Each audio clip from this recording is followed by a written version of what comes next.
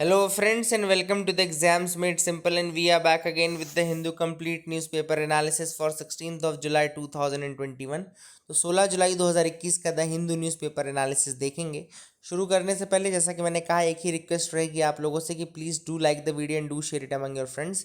And कई लोग पूछ रहे थे हमारा जो कोचिंग का कोर्स स्टार्ट होने वाला है, पूरा का पूरा जो यूपीएससी का सिलेबस हम कंप्लीट कराएंगे, उसकी डिटेल्स लगभग 5 से 6 दिन में आपके लिए रिलीज़ कर दी जाएगी, है ना। एंड जो भी चीज़ें आपने रिक्वेस्ट की थी, जितनी फीस आपने रिक्वेस्ट की थी, उतनी ही रखने की कोशिश की जाएगी एंड इंस्टॉलमेंट्स की व्यवस्था की जाएगी। So you can do that on these things and we will be releasing the details soon, very soon, and I hope you people will join us there.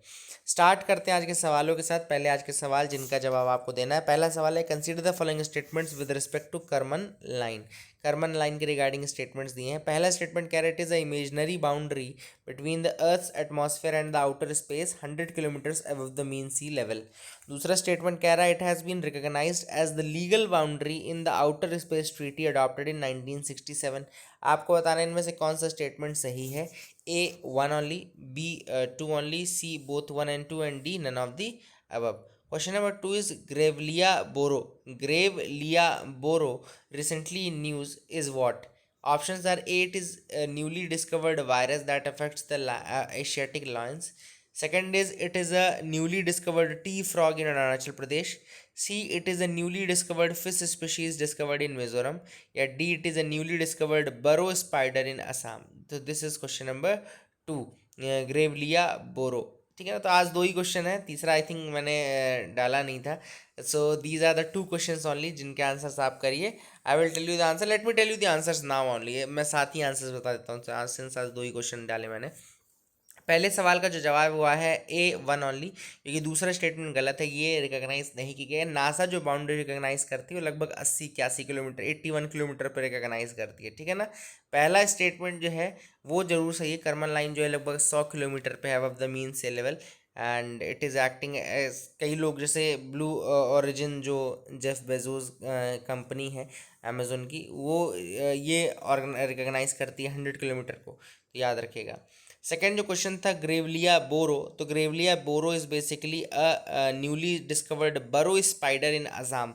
तो बरो स्पाइडर इन असम है, ये आप याद रखिएगा। आज का मेंस क्वेश्चन है कि sedition law in India has been grossly misused, what are the major issues with the colonial law, should this law be repealed.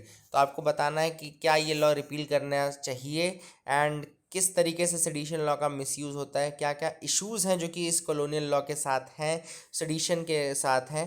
तो this is a question to you for the mains. Please do write some key pointers in the comment section below. और नीचे हमारा description में आपको Instagram और Telegram की link मिल जाएगी, आप वहाँ से ज्वाइन कर सकते हैं। आज के न्यूज़ एनालिसिस में आते हैं। पहली जो चीज़ हम डिस्कस करेंगे वो है ग्राम न्यायालय स्कीम। तो अभी हुआ क्या है कि रिसेंटली ग्राम न्यायालय जो हैं उनके रिगार्डिंग एक स्कीम लेके लाया गया है by the centrally sponsored central sector scheme है। तो मेनली आपको जो जानना है वो है ग्राम न्यायालय के बारे में। ग्राम न्यायालय क्या है, किस तरीके से इस्टेब्लिश होते हैं, क्या क्या उनका जुरिस्डिक्शन है। तो ग्राम न्यायालय जो एक्ट आया था वो फोर्स में आया था 2 अक्टूबर 2009 से। याद रखिएगा, फोर्स में कब आया था ग्राम न्यायालय एक्ट? 2 अक्टूबर 2009 में। सो सेक्शन 3(1) जो है, सेक्शन 3(1) है जो एक्ट का, वो कहता है it is for the state government to establish the Gram Nyayalaya in consultation with the respective high courts. तो ग्राम न्यायालय जो स्टैब्लिश होते हैं वो स्टेट गवर्नमेंट्स करती हैं with the consultation of the respective high courts. ऐसा सेक्शन 3(1) ऑफ द ग्राम न्यायालय एक्ट में लिखा है। एक्चुअली ग्राम न्यायालय एक्ट जब आप देखेंगे तो लिखा रहता है ग्राम न्यायालय एक्ट ऑफ 2008, लेकिन फोर्स में कब आया?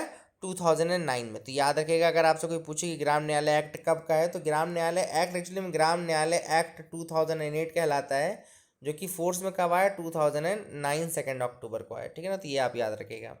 अब एक्चुअली में this act authorises the Gram Nyayalaya to hold mobile courts outside its headquarter.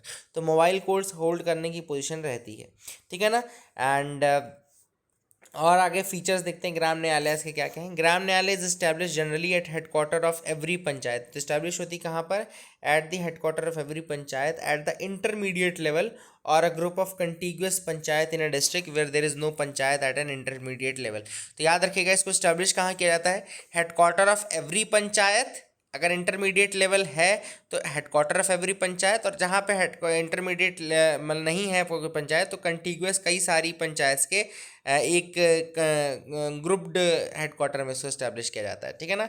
ग्राम न्यायालय को प्रिसाइड कौन करता है? इसको प्रिसाइड करता है न्यायाधिकारी। याद रखिएगा, न्यायाधिकारी जिसके पास सेम पावर होती है, सेम सैलरी होती है as the judicial magistrate first class, ठीक है ना। तो याद रखिएगा, न्यायाधिकारी जो होता है he having the same salary और benefits of a judicial magistrate first class, जिसको JMFC भी कहा जाता है। JMFC यानी कि जुडिशियल मजिस्ट्रेट फर्स्ट क्लास, और इसके बराबर की पावर सैलरी इंजॉय करता है न्यायाधिकारी।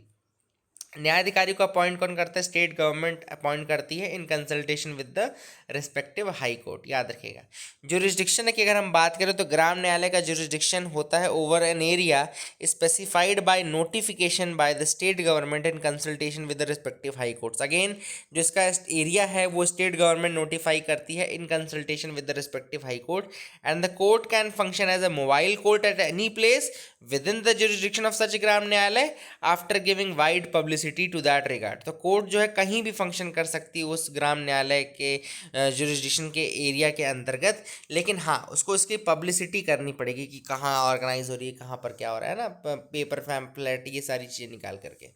ग्राम न्यायालय के पास सिविल एंड क्रिमिनल जुरिस्डिक्शन दोनों होता है। याद रखिएगा, this is again a very important thing कि इसमें क्रिमिनल एंड सिविल जुरिस्डिक्शन दोनों होता है over the offences and nature of suits specified in the first, second and third schedules of the act. तो इस एक्ट के जो first, second and third schedules हैं उसमें ऑफेंसेस लिखे गए हैं, उन ऑफेंसेस के लिए क्रिमिनल एंड सिविल जुरिस्डिक्शन दोनों ही होता है ग्राम न्यायालय के पास। And the pecuniary jurisdiction of the Nyayalaya are fixed by the respective high court. क्या पनिशमेंट होगा, क्या इनका जुरिस्डिक्शन होगा, वो न्यायालय जो ग्राम न्यायालय का कौन डिसाइड करता है, फिक्स करता है? हाई कोर्ट फिक्स करती है, ठीक है ना। अगर क्रिमिनल मैटर्स हैं और कोई जजमेंट ग्राम न्यायालय में आया है तो इसका जो अपील होगा that will be in the session court in the respective jurisdiction, and in civil matters to the district court. तो सिविल मैटर में डिस्ट्रिक्ट कोर्ट के पास जाएगा, और अगर क्रिमिनल मैटर है तो सेशन कोर्ट के पास जाएगा, and that will be within a period of 1 month from the date of judgement. तो जजमेंट के 1 महीने के अंतर्गत ही ये काम करना पड़ेगा। तो आई hope you got clarity regarding this news item. Second news is regarding the lieutenant governor dismissing 11 Jammu and Kashmir government employees for एलिज्ड terror rings. तो अब हुआ क्या है कि लेफ्टिनेंट गवर्नर जो है जम्मू कश्मीर में, उन्होंने 11 जम्मू कश्मीर गवर्नमेंट एम्प्लॉयज़ को टेरर लिंक्स के कारण जो है वो डिसमिस कर दिया है, and this is under the provisions of article 311 section 2 sub section C of the constitution. याद रखिएगा, article 311 clause 2 sub clause C याद रखिएगा। तो आर्टिकल 311 क्या बोलता है? आर्टिकल 311 बोलता है of the constitution, it deals with the dismissal, removal और reduction in rank of person employed in civil capacity under the union और स्टेट। याद रखिएगा, article 311 deals with the dismissal, removal और reduction in rank of persons employed in civil capacity under the union और state. यानी कि union और state में जो व्यक्ति सिविल कैपेसिटी में एम्प्लॉयड है गवर्नमेंट के अधीन, उसका डिसमिसल, रिमूवल और रिडक्शन इन रैंक।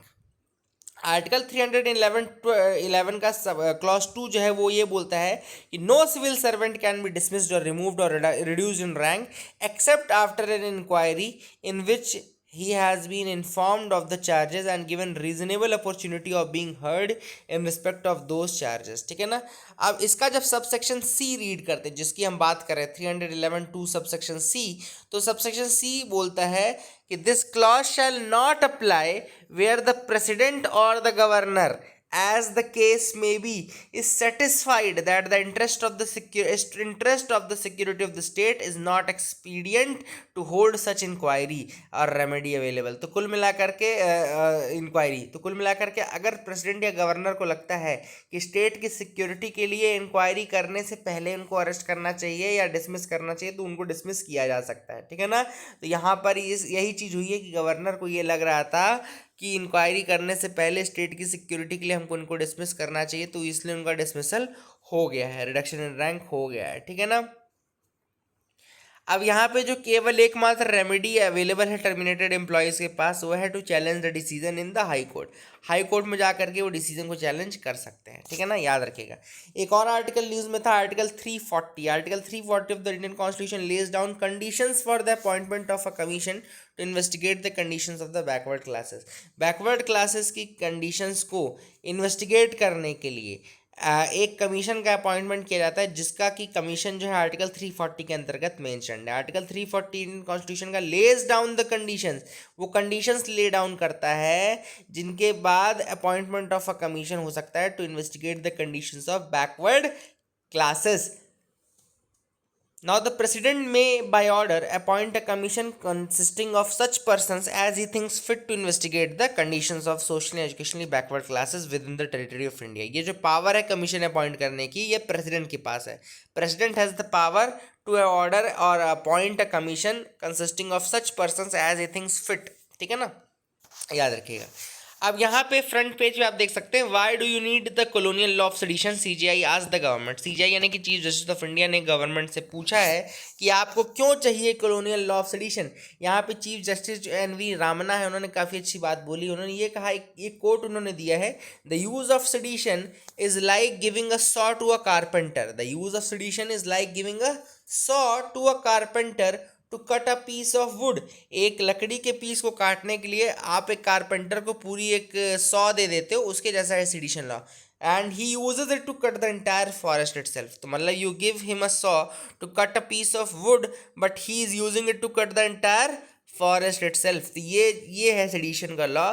आपने पुलिस को, आपने एक सिपाही को, एक इंस्पेक्टर रैंक के व्यक्ति को, कोई भी हो, उनको सेडिशन का इतना अनबियरेबल पावर दे दिया है कि वो इसका अब मिसयूज़ करने लगे हैं। एंड यहाँ पे एन.वी. रामना ने ये भी कहा है कि if you look at the history of section 124A of the IPC, जिसको सेडिशन का जो सेक्शन है 124A ऑफ आईपीसी, तो आप ये देखेंगे कि the conviction rate is very low. Conviction बहुत कम केसेस में हुआ है और अरेस्ट बहुत ज़्यादा केस में, यानी कि उसको लगा एक्यूज़ बहुत ज़्यादा थे लेकिन कन्विक्ट बहुत कम।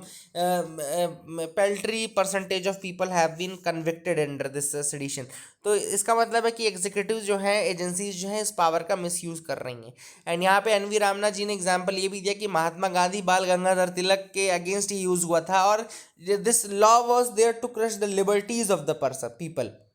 ये जो लॉ आया था, ये आया था एक्चुअली में नेशनल एक्टिविटीज़ को क्रश करने के लिए, लिबर्टीज़ को क्रश करने के लिए। तो ऑथर का यही पूछना है, आर्टिकल सॉरी सर का यही पूछना है, एन.वी. रामना जी का, ऑनरेबल चीफ जस्टिस का ये पूछना है कि क्यों आप ऐसे लॉ को बचाना चाहते हो या रखना चाहते हो या इस तरीके से उसको यूज़ करना चाहते हो। सो that is the thing, and it has a chilling effect on the freedom of the people, on the freedom of expression, speech, in free speech को वायलेट करता है। तो काफ़ी चीज़ें हैं। तो यहाँ पर अब रिव्यू करने के मूड में सुप्रीम कोर्ट 1962 के केदारनाथ केस का रिव्यू होने वाला है अब। एंड केदारनाथ केस में वैसे तो अपहेल्ड किया था सेक्शन 124A को सुप्रीम कोर्ट ने।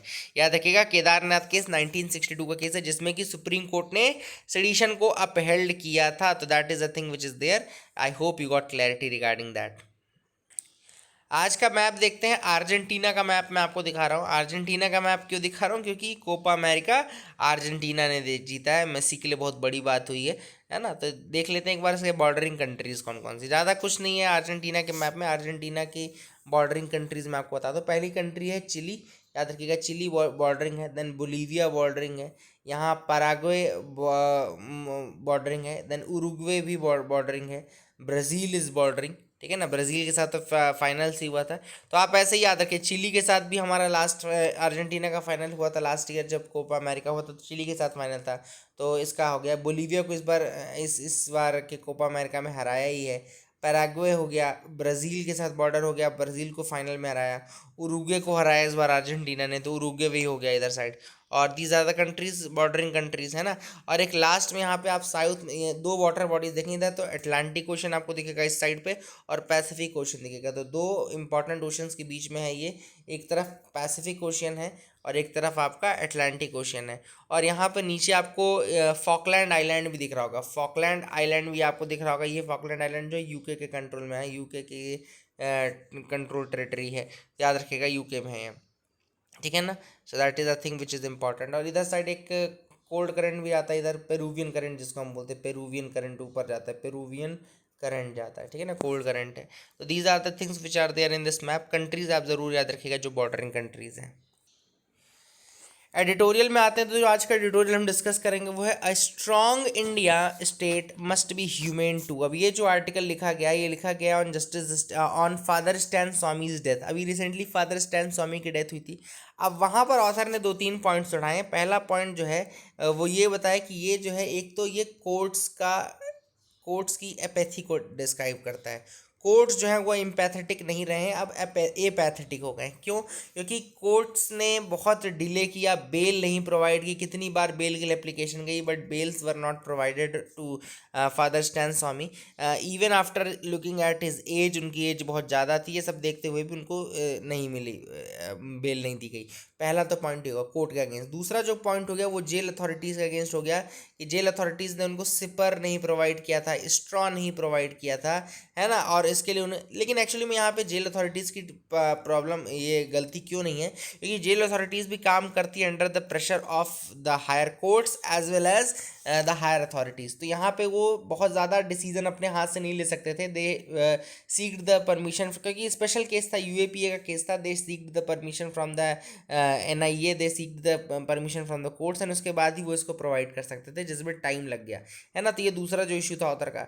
तो ऑथर का ये कहना है कि इंडिया जो है कितना भी डेवलप कर जाए, कितनी भी चीज़ें डेवलप कर जाए, बट जब तक ह्यूमैनिटी या ह्यूमेन नेचर डेवलप नहीं करेगा तो बाकी सारी चीज़ें किसी मतलब की नहीं रहेगी, ठीक है ना। ऑथर ने ये भी कहा कि इंटरनेशनली अगर देखा जाए तो फादर स्टैन स्वामी की डेथ का काफ़ी ज़्यादा मतलब अपोज किया गया है, और कई लोगों ने मतलब इसके बारे में बोला भी है। एंड इवन यूरोप और जो ब्रिटेन के लोग हैं उन्होंने भी इसको कहा कि he was arrested under the false charges of terrorism. यहाँ पे उन्होंने जो टर्म यूज़ किया है वो false charges of terrorism use किया है। एंड फादर स्टैन स्वामी के लिए जो टर्म यूज़ किया गया है वो है tribal activist, tribal right activist बोला जाता है। तो जो ऐसा व्यक्ति जो ट्राइबल राइट्स के लिए लड़ रहा हो, ट्राइबल राइट एक्टिविस्ट हो, उनको मतलब उसके लिए इंटरनेशनली इस तरीके का जो एक व्यू पॉइंट बनना है वो लाजमी सी बात है। यहाँ पे वही चीज़ ऑथर ने बोली है कि इंडिया के लिए भी यही करना चाहिए था कि अगर आपको कोई व्यक्ति को ट्रीट भी करना है इस तरीके से, तो एटलीस्ट आप उसको बेसिक ह्यूमन राइट्स तो प्रोवाइड करो। अगर उस व्यक्ति को आपको पता है कि he is suffering from some grievous disease, जैसे कि फादर स्टैन स्वामी केस में पार्किंसंस डिसीज से वो थे, and he was having difficulty in holding the cups और ग्लासेस, तो ऐसे में आप आप उसको स्ट्रॉ एंड सिपर आप उनको प्रोवाइड कर सकते हैं, ठीक है ना। तो that is the thing which is important. And यहाँ पे Indeed strong and effective state can and must be a human state. तो यहाँ पे ऑथर का जो ये कहना है कि strong and effective state can and must also be a humane state, ठीक है ना। तो यहाँ पर ये एक इंपॉर्टेंट चीज़ है कि ये जो स्टेट होना चाहिए एक ह्यूमेन स्टेट होना चाहिए, ना किस तरीके से without any empathy, without any compassion, इस तरीके से नहीं होना चाहिए। तो आपको एक कंपैशन का सेंस भी होना चाहिए और आपके अंदर एम्पैथी भी होनी चाहिए। एंड सुपीरियर जुडिशरी के लिए भी सजेशंस ऑथर ने दिए हैं कि आजकल क्या हो गया कि जेल जो है वो रूल बन गया है और बेल जो है वो एक्सेप्शन बन गई। होना क्या चाहिए था कि जेल एक्सेप्शन होना चाहिए था, बेल रूल होना चाहिए था, बट आजकल उल्टा हो रहा है। अब जेल रूल है, बेल एक्सेप्शन है। लेकिन ऐसे केसेस में जब किसी कन्विक्ट की एज इतनी ज़्यादा हो, 84 हो, चार्जेस क्लियर ना हो, प्राइमा फेसी आप ये स्टैब्लिश ना कर पाएँ कि ये चीज़ है, तो ऐसे केसेस में आप उनको बेल देने का सोचिए। ऐसे केसेस में आप उनको एटलीस्ट थोड़ा लेवरेज प्रोवाइड करिए, ठीक है ना। And the accused by languishing in jails for many years are, बाद में आप उनको 10 साल बाद ये कह के छोड़ देते हो कि आपके अगेंस्ट एविडेंसेस पूरे नहीं थे। तो ये तो इनके खिलाफ एक बहुत बड़ी मतलब कहना चाहिए उनको बहुत ग्रेवियस ह्यूमन राइट्स वायलेशन हो गया। तो जुडिशरी को ये जो इशू है ये रिड्रेस करने की ज़रूरत है। और इस तरीके से उनको कैसे रिड्रेस कर सकते हैं, ऐसे केसेस का ऑडिट करके, जिन केसेस में उन्होंने अरेस्ट किया हो, काफ़ी दिनों तक वो रहा हो व्यक्ति और बाद में छूट गया हो, ऐसे केसेस का अगर वो ऑडिट करते हैं तो उनको काफ़ी कुछ इन्फॉर्मेशन मिल जाती है, ठीक है ना, याद रखिएगा। दूसरा जो आर्टिकल हम डिस्कस करेंगे वह है interference and investigating officer can do without. अब यहाँ पर ऑथर ने बात की है कि पुलिस ऑफिसर्स के और कोर्ट्स के बीच में होने वाले इंटरफेरेंस की। बस सिंपल सी बात है, मैं आपको बताता हूँ क्या इशू यहाँ पर ऑथर ने बताया है। ऑथर ने यहाँ पे ये बताया कि कई बार हाई कोर्ट्स क्या करती हैं या कई बार सेशन कोर्ट्स ही क्या करती हैं कि वो इन्वेस्टिगेटिंग ऑफिसर्स को डायरेक्ट करने लगते हैं कि आप किसी व्यक्ति को अरेस्ट क्यों नहीं कर रहे हैं या किसी व्यक्ति को आपने क्यों अरेस्ट कर लिया है। तो ऑथर ने यहाँ पे ये बोला है, सिंपल सा जो इशू ऑथर ने उठाया वो ये उठाया है कि ये जो बुलिंग है by courts of the police officers, that कि आपने एक्स पर्सन को क्यों अरेस्ट किया एंड वाई पर्सन को क्यों अरेस्ट नहीं किया, ये सारी चीज़ें जो है वो इन्वेस्टिगेटिंग फेज में सही नहीं होती हैं। पुलिस ऑफिसर्स का काम है, they are highly trained and ना केवल ट्रेंड होते हैं बल्कि इसके साथ इनके ऊपर कुछ चेक्स भी रहते हैं। ऐसा नहीं कि कोई एक पुलिस ऑफिसर जाकर के इसे चेक कर लेगा, उसके ऊपर पूरी फाइल रहती है, पूरी पुलिस डायरी रहती है एंड उस डायरी को चेक किया जाता है, सारी चीज़ें होती है। तो ऑथर का ये कहना है कि इन्वेस्टिगेटिंग फेज में कोर्ट्स का ये कहना कि आपने फला व्यक्ति को अरेस्ट क्यों किया और फला व्यक्ति को अरेस्ट क्यों नहीं किया है, these things should not happen. And ये जो एक तरीके से कहना चाहिए जो इन्वेस्टिगेशन के बीच में जो इंटरफेरेंस है by the courts, that is highly inappropriate. इसके अलावा ऑथर ने यह भी कहा है कि काफ़ी ज़्यादा पावर्स दी गई हैं पुलिस ऑफिसर्स को इन्वेस्टिगेट करने के लिए, डिसीजंस लेने के लिए, अरेस्ट करने के लिए, लेकिन जब इस तरीके से कोर्ट इंटरफेरेंस होता है तो वो न केवल पुलिस मोराल को डाउन करता है, पुलिस मोराल को तो डाउन करता ही करता है, बल्कि जो उनकी पूरी इन्वेस्टिगेटिंग प्रोसेस है उसको भी इम्पैक्ट करता है और पुलिस का जो व्यू पॉइंट है वो भी चेंज हो जाता है, ठीक है ना। और ऐसे में जो कोर्ट्स हैं उनको इंटरफेयर नहीं करना चाहिए। केवल एक कोर्ट, सुप्रीम कोर्ट ऐसी है जो कि इंटरफेयर कर सकती है, केवल एक कोर्ट सुप्रीम कोर्ट है जो कि डायरेक्शन दे सकती है, but lower courts, lower judiciary के लिए ये चीज़ नहीं होना चाहिए। This is what the author aspects from the courts and courts को ये याद रखना चाहिए कि पुलिस को काफ़ी ज़्यादा ऑब्जेक्टिव रहने की ज़रूरत पड़ती है ड्यूरिंग अ क्रिमिनल इन्वेस्टिगेशन। अगर कोई क्रिमिनल इन्वेस्टिगेशन चल रहा है तो अगर पुलिस ऑब्जेक्टिव नहीं है या पहले से ही प्रेजुडिसेस या स्टीरियोटाइप से लैस है तो वो सही डिसीजन नहीं ले पाएगी। और ऐसे में जो कोर्ट्स का डिसीजन या कोर्ट्स का जो इंटरफेरेंस होता है वो काफ़ी ज़्यादा कहना चाहिए कि इंट्रूड करता है इसमें, और पुलिस के व्यू पॉइंट को भी चेंज करता है, पुलिस ऑब्जेक्टिव नहीं रह पाती है। तो यहाँ पे ऑथर ने वही कहा है कि ये चीज़ ज़रूरी है। दूसरी चीज़ ऑथर ने कही है पुलिस के लिए भी कही है कि एक चीज़ इंपॉर्टेंट ये है कि उनको एफआईआर हर केस में लिखनी ही लिखनी है। एफआईआर लिख के वो किसी व्यक्ति पे एहसान नहीं कर रहे, it is their duty to write the first information report. Author ने कहा कि हाँ ये हो सकता है कि एफआईआर फर्जी हो, फेक हो, फ्रिवलस हो, ये बात की बात है, लेकिन एफआईआर लिखना, वो रिपोर्टिंग करना काफ़ी इंपॉर्टेंट है। तो यहाँ पे ऑथर ने वही चीज़ बोली कि एफआईआर का जो वो है बहुत ज़्यादा मैंडेटरी है। दूसरी चीज़ जो मैंडेटरी है वो ये है कि पुलिस डायरी। पुलिस डायरी क्या होता है, जैसे कोई एफआईआर आई, रजिस्ट्रेशन हो गया, तो रजिस्ट्रेशन के बाद से हर दिन आपको उस केस के रिगार्डिंग डायरी मेंटेन करनी पड़ती है कि आज क्या काम हुआ, कल क्या काम हुआ। तो ऑथर ने ये भी कहा कि अगर कोर्ट्स को लगता है कि उन्होंने जो डायरेक्शंस दिए थे या पुलिस ने सही से इन्वेस्टिगेशन किया है कि नहीं, तो वो पुलिस डायरी मंगा सकते हैं, वो चीज़ देखिए। लेकिन आप इस तरीके से अनड्यू इंटरफेरेंस ना करें जिसमें कि आप पुलिस को डायरेक्ट करने लगें कि आप किस व्यक्ति का अरेस्ट करें, किस व्यक्ति को अरेस्ट ना करें। So that is the thing which was there in this article. I hope you got clarity regarding the same. Simpler drone rules in the offing. अब यहाँ पर गवर्नमेंट ने क्या किया है, ड्राफ्ट ड्रोन रूल्स 2021 इंट्रोड्यूस किए हैं। तो मिनिस्ट्री ऑफ सिविल एविएशन ने रिलीज किए हैं क्या, ड्राफ्ट ड्रोन रूल्स 2021। कौन सी मिनिस्ट्री रिलीज करेगी draft drone rules 2021? Ministry of civil aviation, ठीक है ना। अब ये जो रूल्स हैं they will replace the unmanned aircraft system rules 2021 which were notified in March, ठीक है ना। तो मार्च में अनमैन्ड एयरक्राफ्ट सिस्टम रूल्स 2021 आए थे, उनको रिप्लेस करके अब ये 2021 के ही ड्रोन रूल्स 2021 लाए जा रहे हैं, ठीक है ना। अभी ड्राफ्ट स्टेज में है, अभी लाए जाएंगे फाइनली। इंटेंट क्या है, basically intent is to make rules user friendly and to encourage the drone research and development. अभी क्या है, ड्रोन्स का यूज़ बहुत ज़्यादा कॉम्प्लेक्स है, ड्रोन का यूज़ इतना आसानी से आप नहीं कर सकते, काफ़ी सारे क्लियरेंस और ऑल लेने पड़ते हैं, रिसर्च करने के लिए भी आपको काफ़ी सारे क्लियरेंस एंड ऑल लेने पड़ते हैं, ठीक है ना। तो ऐसे में ऑथर ने क्या बोला, ऐसे में ऑथर ने ये कहा है कि जो ड्रोन्स के रूल हैं उनको यूज़र फ्रेंडली बनाने के लिए और ड्रोन रिसर्च को इनकरेज करने के लिए एक काफ़ी इंपॉर्टेंट स्टेप है in realising the vision of India as a drone hub. India को अगर ड्रोन हब बनाना है तो इस तरीके के ईजी लॉस की काफ़ी ज़्यादा ज़रूरत है। That is the thing which is important. अब देख लेते हैं यहाँ पे क्या क्या चीज़ें की गई। देखो, the number of forms to be filled, पहले नंबर ऑफ फॉर्म्स जो फिल किए जाते थे for getting the approval of drones and all, तो 25 फॉर्म्स थे पहले, अब उनको रिड्यूस करके 6 फॉर्म्स में ला दिया गया है, ठीक है ना। And most of the drones need a unique identification number, a certificate of airworthiness, a remote pilot licence for the persons controlling the drone and prior permission.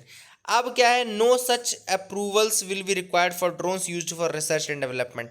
Research and development के लिए जो drones use होंगे उनके लिए ये ज़रूरत नहीं पड़ेगी, ठीक है ना। एंड ये उन्हीं इंस्टीट्यूशंस को मिलेगा जो कि रिकग्नाइज्ड है by the either the state government, union government और द यूनियन टेरिटरीज, और startups which are recognised by the department of promotion of industry and internal trade, and drones manufacturers having a GST number. तो GST number जो drones manufacture कर रहे हैं उनके लिए ये सब जरूरत नहीं पड़ेगी, ठीक है ना, याद रखिएगा। इसके अलावा drones will also not need the security clearance before registration और लाइसेंस इशुएंस। तो लाइसेंस इशुएंस या रजिस्ट्रेशन के समय ड्रोन्स की सिक्योरिटी क्लियरेंस नहीं की जाएगी। The quality council of India and certification entities authorised by it will issue airworthiness certificates for the drones. Quality council of India या उसके द्वारा रिकॉग्नाइज किए गए इंस्टीट्यूट्स अब एयर वर्दीनेस सर्टिफिकेट रिलीज करेंगे instead of director general of civil aviation. पहले ये airworthiness certificate कौन इशू करता था? Director general of civil aviation. तो काफ़ी ज़्यादा उसमें मशक्क़त लगती थी, अब जो है ये क्वालिटी काउंसिल ऑफ इंडिया का काम हो जाएगा, ठीक है ना। और इंडिजिनस मैन्युफैक्चरिंग को इनकरेज किया जाएगा। Import of drones and drone component will be regulated by the director general of foreign trade. तो director general of foreign trade अब रेगुलेट करेगा ड्रोन के इंपोर्ट को, ड्रोन के कंपोनेंट्स के इंपोर्ट को, ठीक है ना। तो these are the things which are essential in this news article. I hope you got clarity regarding the same. आगे मूव करते हैं। Gira Sarabhai passes away. अब गीरा साराभाई हु वाज द को founder of the renowned national institute of design, याद रखिएगा, गीरा Sarabhai was the को founder of national institute of design in Ahmedabad and a pioneer of design education in India. She is a pioneer of design education in India. Foundation for design education in the country was laid down by her. Foundation for design education was laid down by her. And इसके अलावा एक और important institute है जिसको गीरा साराभाई ने बनाया है, that is the setting up of the Calico museum which is one of India's most famous private museum. याद रखिएगा, प्राइवेट म्यूजियम है कैलिको म्यूजियम। इसका इस्टेब्लिशमेंट भी गीरा साराभाई के अंतर्गत ही हुआ है। And the Calico was one of the textile mills run by their father as well. Ambalal Sarabhai को आप लोग जानते होंगे, अंबालाल साराभाई ने इस्टेब्लिश किया था कैलिको टेक्सटाइल मिल्स भी इन्होंने इस्टेब्लिश की थी। And that is the thing which is important. And Ahmedabad was known as the Manchester of the east, ये भी आपको पता होगा। एंड इट वॉज सेटअप, यहाँ पे जो the museum was inspired by doctor Ananda Coomaraswamy. तो डॉक्टर आनंद कुमार स्वामी जिन्होंने सजेस्ट किया था गौतम जी को to establish the textile museum since Ahmedabad was known as the Manchester of the east. तो ये जो म्यूजियम है ये सेटअप किया गया था 1949 में, and Pandit Jawaharlal Nehru was the one who inaugurated it, ठीक है ना। एंड विक्रम साराभाई ब्रदर थे गिरा साराभाई की, आप सबको पता होना चाहिए। Vikram Sarabhai was the brother of गिरा साराभाई, है ना। That is the thing which is again important, आप ये सारी चीज़ें याद रखिएगा। अब यहाँ पे एक इम्पॉर्टेंट न्यूज़ है, एस जयशंकर एंड वैंग जो हैं वो मिले हैं, and now they are against, मतलब कि they are having different views on how the India China ties will move forward. तो यहाँ पे एस जयशंकर जी ने उन 5 एग्रीमेंट्स के बारे में बोला है जो किए गए थे for establishing peace between India and China. तो यहाँ मेंशन नहीं है, लेकिन मैं आपको बताता हूँ क्योंकि ये बहुत इंपॉर्टेंट है। एक्चुअली 1993 में एग्रीमेंट हुआ था, agreement of maintenance of peace and tranquillity along the LAC। 1996 में हुआ था agreement of confidence building measures in the military field along the LAC। 2005 में हुआ था protocols on the modalities of confidence building measures in the military field along the LAC। 2012 में हुआ था agreement on the establishment of a working mechanism for consultation and coordination on India China border affairs. And 2013 में हुआ था border defence cooperation agreement. तो ये आप याद रखिएगा, ये सारे एग्रीमेंट्स इंपॉर्टेंट है जो कि हुए थे between India and China for establishing peace and tranquillity along the LAC, ठीक है ना। फिर ये जो supreme court send strong message to the government, ये भी NV रामना जी का ही केस है जो मैंने अभी रिसेंटली आपको बताया, आज सेडिशन के अगेंस्ट जो उन्होंने बोला है। और अब सेंटर से पूछा कि क्यों भैया, आपको क्यों ज़रूरत है, ये आप बताइए सबको, है ना। That is US senate votes to ban items from China Xinjiang region. अब यूएस सेनेट ने पास किया है एक लेजिस्लेशन जिसमें चाइना की जिंजियांग रीजन से बनने वाले जितने भी प्रोडक्ट्स हैं या मैन्युफैक्चर होने वाले जितने भी प्रोडक्ट्स हैं या वहाँ से एक्सपोर्ट होने वाले जितने प्रोडक्ट्स हैं उन सबको बैन कर दिया जाएगा इन द यूएसए। क्यों? क्योंकि उनका ये कहना है कि जो ये प्रोडक्ट्स बन रहे हैं, जो मैन्युफैक्चरिंग हो रही है, ये उइघुर कम्युनिटी के मुस्लिम्स कर रहे हैं और इनसे फोर्ज लेबर कराया जा रहा है। क्योंकि ऑब्वियस सी बात है, जिंजियांग प्रोविंस में उइघुर मुस्लिम्स रहते हैं जो कि एथनिकली माइनॉरिटी मुस्लिम्स हैं वहाँ के, और काफ़ी ज़्यादा नाखुश हैं चाइना के एडमिनिस्ट्रेशन से, चाइना के रूल से, और कई बार ह्यूमन राइट्स वायलेशन के भी इशूज़ उठे हैं in that region. And for that issue यहाँ पे यूएसए ने क्या किया है, Uyghur forced labour prevention act pass किया है। Uyghur forced labour prevention act pass किया है जो कि अपर चैम्बर में क्लियर किया जा चुका है, और ये जो है ये इंडिजिनस जो इंपोर्ट है ऐसे प्रोडक्ट्स का उसको बैन करेगी from the Xinjiang region. Inflation to persist at elevated levels. अब इन्फ्लेशन जो है वो काफ़ी ज़्यादा रहेगा अभी कुछ दिनों तक, ऐसा आरबीआई का कहना है कि इन्फ्लेशन जो है काफ़ी समय तक रहेगा। और इसका रीज़न क्या है? इसका रीज़न है जो डिमांड एंड सप्लाई का मिसहैप है, डिमांड एंड सप्लाई मिसमैच हो रहा है। आप सबको पता है कि कोविड-19 चल रहा था। कोविड-19 के चलते समय क्या हो रहा था कि मैन्युफैक्चरिंग और जो सर्विस सेक्टर था काफ़ी ज़्यादा वो रुक गया था, रुका हुआ था। अब अगर मैन्युफैक्चरिंग नहीं होगी तो प्रोडक्ट्स नहीं होंगे तो आपके डिमांड्स फुलफ़िल नहीं हो पाएगी, और जब डिमांड फुलफ़िल नहीं हो पाएगी, अचानक से डिमांड बहुत ज़्यादा बढ़ गई और डिमांड बढ़ गई बट सप्लाई शॉक था। जब सप्लाई शॉक जो है वो सबसे बड़ा रीज़न है कि क्यों इन्फ्लेशन अभी बढ़ा हुआ है, ठीक है ना। तो ऑथर का वही कहना है कि सप्लाई शॉक के कारण ये इन्फ्लेशन बढ़ा हुआ है। शक्तिकांता दास जी ने ये कहा है कि पोस्ट पैंडेमिक जो हमको सबसे अधिक ज़रूरत पड़ेगी वह है फाइनेंशियल इंक्लूजन की, यानी कि जो लास्ट माइल कनेक्टिविटी है बैंकिंग की, फाइनेंस की, ये सारी सुविधाएं हमको लास्ट माइल कनेक्टिविटी तक प्रोवाइड करना है, सबको प्रोवाइड करना है, लोन्स को रेशनलाइज करना है, मार्केट मैकेनिज्म्स को इम्प्रूव करना है। तो these are the things which have been mentioned by Shaktikanta Das ji. I hope you got clarity regarding that as well. So that is it for the day, friends. I hope you liked our video. Please do like and subscribe. Keep loving us, keep sharing us. Thank you and have a nice day.